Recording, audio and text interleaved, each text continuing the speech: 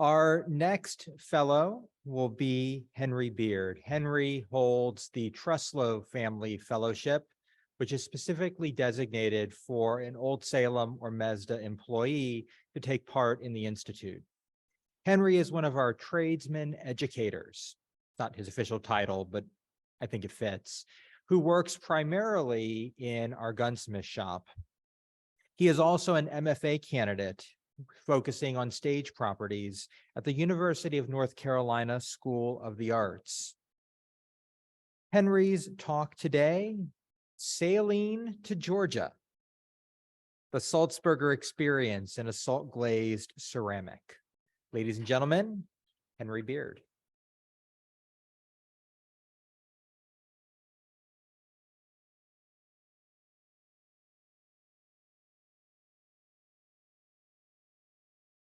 Good morning.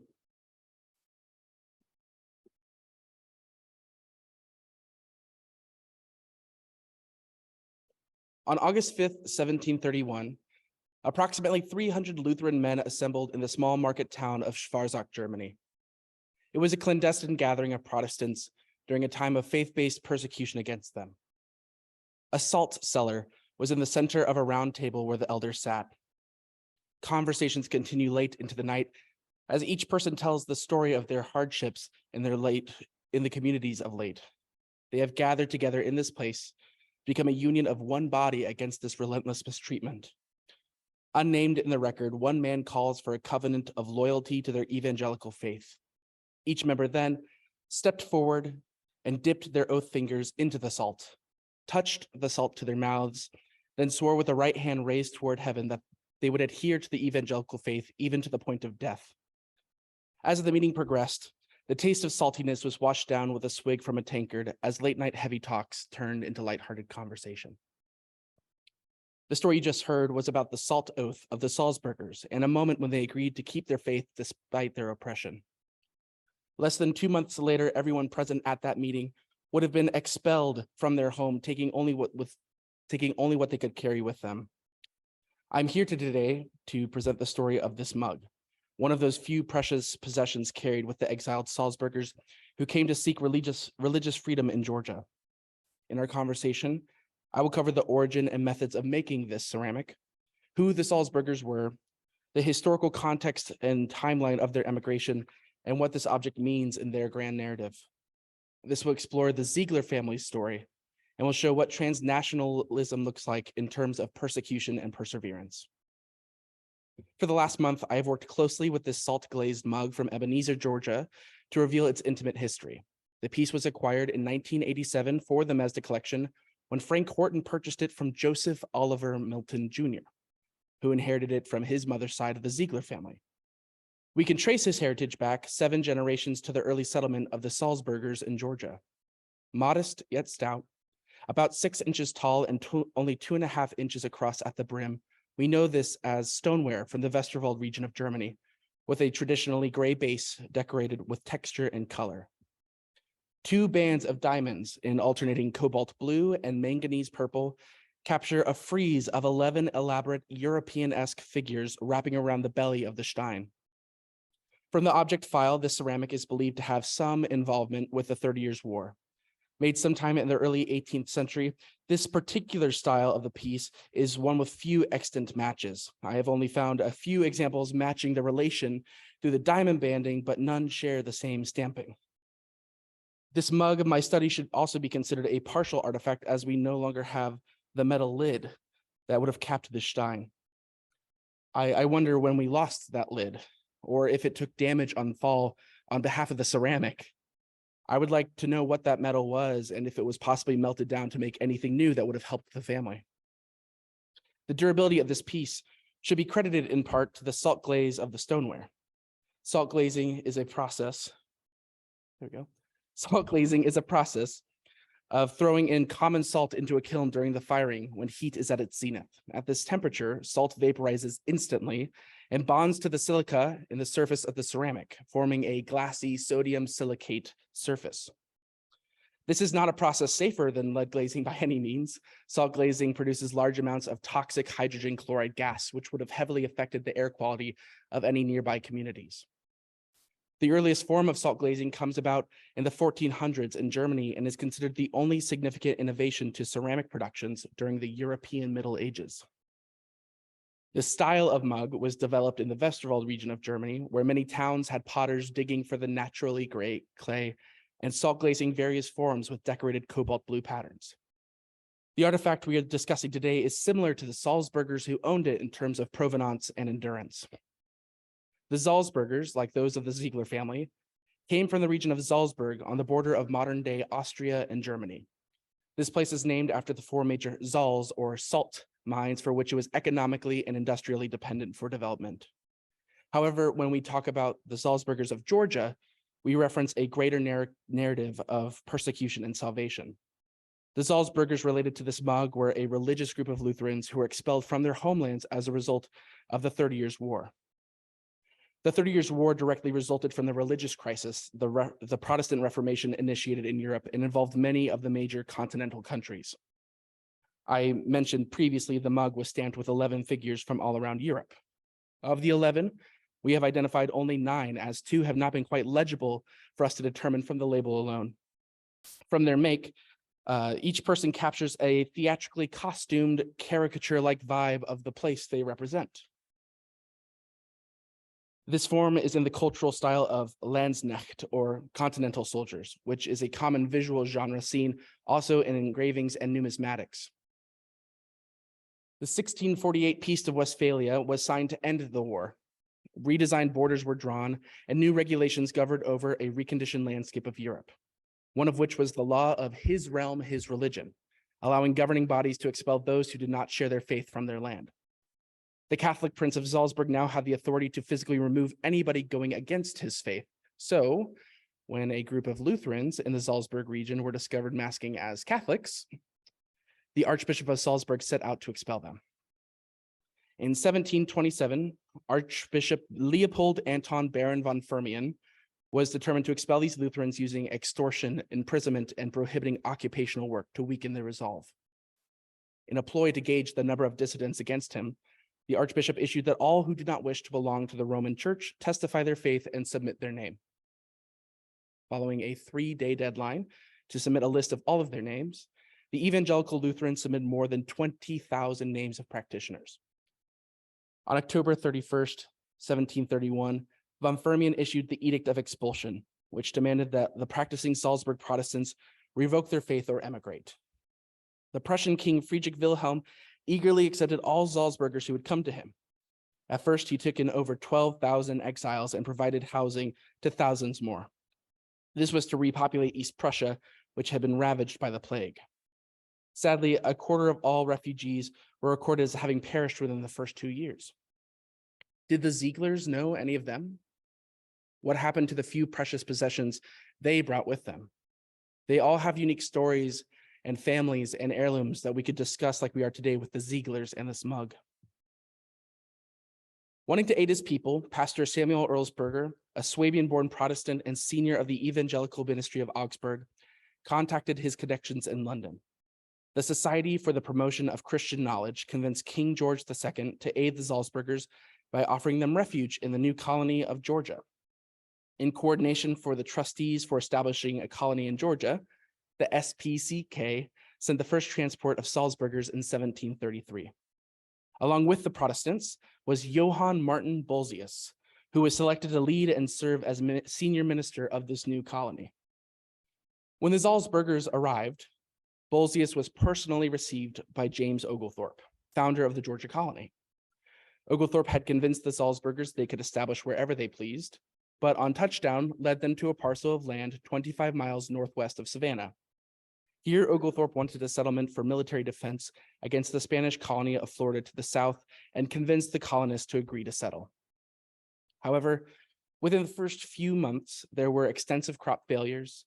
They suffered mosquito-borne illnesses and extremely limited access to essential waterways because of an impenetrable cypress swamp.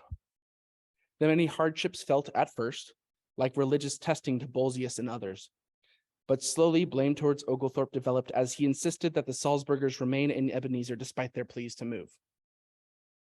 Because of these unrelenting misfortunes, Bolzius and his Salzburgers issued an ultimatum to Oglethorpe in 1736 that either the German settlement would relocate nearby to the Red Bluff, where soil was improved and waterways were directly on the Savannah River, or the Protestants would leave the colony. I've stopped many times to think about the gravity of this last chance offer. The Salzburgers were pushed out of their own homes only to give up nearly everything to start again in Georgia, and now they claim to leave the colony unless they relocate. Where would they go if this failed? Was this a self-imposed exile? This bluff is a bold example of the Salzburgers' self-preservation. They knew that it was as important to them to relocate it as it was for Oglethorpe to keep them in the Georgia colony as a potential military bastion. Oglethorpe agreed to this deal, and the Salzburgers were allowed to transfer to New Ebenezer. It was decided that this new settlement's planning would echo Savannah's layout and the utopian plan Oglethorpe presented, hopefully this time to the benefit of the Salzburgers. This New Ebenezer is where the Ziegler family, whose mug this was, would first encounter their Georgia. Johann Michael Ziegler was born in Gingen, Germany, and is Joseph Milton Jr.'s seventh generational ancestor. He would have known the 30 Years' War conflict as he lived in a world of continuing reconstruction, just as his father had. Their surname, Ziegler, comes from the German word Ziegel, which translates to brick and is quite common through Bavaria. The spellings for both Ziegler and what appears as Ziegler appear in every record differently, depending on who is making the account and when the account was made. Agnesia, his wife, came from Ulm, nearby Bavaria, where many Lutheran exiles had populated following von Firmian's Edict of Expulsion. Johann Michael Ziegler came to the Salzburger settlement on the 14th transport in 1751. Ziegler brought with him his faith and his family, along with this salt-glazed mug, over 4,500 miles to the low country of Georgia. He was given 200 acres of land near New Ebenezer, which began a new form of generational ownership that would continue with his son Lucas. The turning point of this project for me was when I was in Ebenezer and in the Jerusalem church sanctuary, listening to the organ being played. I felt and then began to understand the historical trauma that burdened these people as they built for themselves a new life. It isn't a mug. It is the story of the Zieglers and a promise to ensure a better world for their posterity. The oath to stand by their faith is still seen today by the community of Salzburgers of Georgia, who will continue to meet and work to preserve their cultural identity. Are we looking at a souvenir of commemoration? Is this the beer drinker's exposition of a joke? A Spaniard, a Frenchman, a Deutscher walk into a bar, the rest. If this piece were made to represent the conflict that was the domino effect for the settlement of New Ebenezer, is it kept in resilience or spite? By the stamping on this intentional gathering of Europeans, it would be reasonable to suggest that it was made to represent specific individuals. While it may be lost to us exactly who they intended to parody, to the Salzburgers, who could they be? We could see the German as the generous Friedrich Wilhelm, who took in the Salzburgers after the expulsion. The Englishman as King George II, who was convinced to let the Salzburgers come to Georgia. Each model invites questions about their derivation, including our mystery figures. And I hope it has been bothering you why we do not have labels on them. I wanted us to have the same context as we examine their provenance. As we are missing a member of the United Netherlands, I would like to nominate this person as Dutch. There are many possibilities as to whom this may be, but there are undoubtedly some similarities in the fashion of a Dutch soldier to this figure. I think it may be William of Orange, a Protestant Dutch prince who married into English royalty and became king. Being of two nations and known to the Salzburgers, he would be a fitting representative as he helps embody a new and successful transnationalistic identity. The global importance of the Nederlander would be absurd to ignore in the lineup of our usual suspects. Their shipping and trading industries were a means for objects like this Vesterwald mug to spread and become popular. In our final figure, I offer that he represents a different perspective that supports the idea that this mug is a pan-European identity renewed. I suggest that this composition portrays the Jewish, as seen here with clothing matching that of other 18th century representations. Note The figures on this mug are all characterized by clothing and props such as swords, while this character candidly holds the print of a purse. Having no country of their own and a plexus of community throughout the continent, the Jews represent a transnational identity. Someone could make the case that this represents Mordechai Mazel of Prague, who was heavily involved in the finances of the 30 Years' War. If he is Jewish, this is very meaningful as we think about the shift in the religious spectrum and the acknowledgement of different religious groups during this time. With all the stamped figures accounted for, I feel dissatisfied with the quantity of them on this mug. How often do we feel satisfied with the number 11? A dozen feels inherently more pleasing. 12 months, 12 ribs, 12 brewskis, 12 apostles. I think that we, the mug's holder, were perhaps intended to be the final member of the lineup. Who are we when we use this object, and what do we think of those we are alongside? If I were a Salzburger, would I feel validated to be seen as one of now? Feel validated to be seen one now of also transnationality? I accept the object file's claim that it would be that there is a representation of the Peace of Westphalia because it would be impossible to have Western European sovereignty without accomplishing that agreement. I have been fortunate to spend time closely this month with the ceramic to understand its meaning. I spent time on the phone and through written correspondence with the scholars at the Keramikmuseum Westerwald in Germany to understand better where this piece originated. Most helpful was the time spent on our research trip to the grounds of Old Ebenezer in Georgia, meeting a direct descendant of the Salzburgers, Patty Ziegler, and listening to her play the traditional hymn, "Shall We Gather at the River?" in the old sanctuary was transformative. Walking down to the Ebenezer Creek made it understand easier the people I see on transport lists and in Bolzius's notes that he cares so deeply for. Of all the possessions the Ziegler family emigrated with and obtained in their new life as colonists, we talk about this one surviving mug. This piece is brilliantly interesting because of how it survived intact for 300 years before it even enters Mazda. It becomes an increasingly tricky line of questions for us to determine why Ziegler brought this. I feel like I've been interrogating this poor mug for weeks. My first question was, how was it transported so undamaged without bubble wrap? I imagine a small wooden box that this mug nestles in, surrounded by packed wood shavings to help cushion it while crossing the Atlantic. I consider what this object has witnessed of the plight and flight of the Ziegler family. I've talked a lot about what it took for the Ziegler family to make it to Georgia, but what happens to them and the mug after? This mug may have started in the clay-caked hands of a potter in Westerwald, but in its new home in Georgia, it witnesses the American Revolution and the Civil War. It was there during the Ebenezer Creek Massacre and Sherman's March to the Sea, saw the eldest son leaving for the First World War, and experienced the change in attitudes against the people of German descent during the Second World War. This endangered mug tumbled carefully through generations of the Ziegler family and is now forever safe in the captivity of this museum. In my research, I conclude that this stoneware mug represents both the Ziegler family of the Salzburgers and the Westerwald ceramic for the same properties and provenances as the salt which made them. Thank you very much.